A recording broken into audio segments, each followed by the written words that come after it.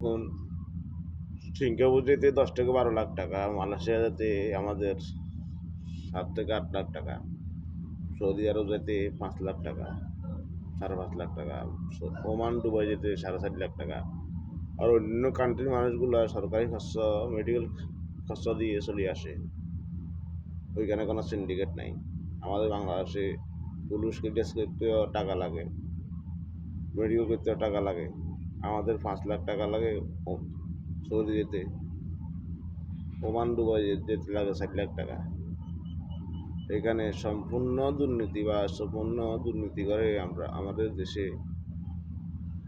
এটার জন্য কিছুই করতে পারছি না আমরা।